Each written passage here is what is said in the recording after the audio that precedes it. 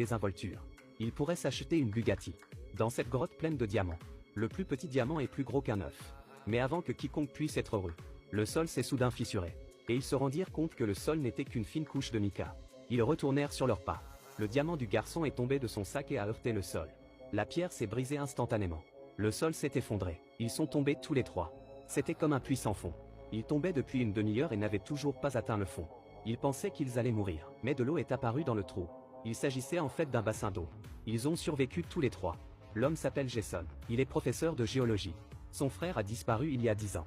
Ce jour-là, lui et son neveu Sean triaient les affaires de son frère lorsqu'ils ont trouvé un livre spécial. Il contenait les mêmes données que celui qui se trouve dans son laboratoire. Ils se sont donc rendus au laboratoire pour le vérifier et ont constaté que le détecteur émettait un signal. Cela pourrait être lié à la disparition de son frère. L'oncle et le neveu décident donc d'aller voir ce qu'il en est. Dans l'avion, Jason déchiffre les notes laissées par son frère. Sean, de l'autre côté de l'avion,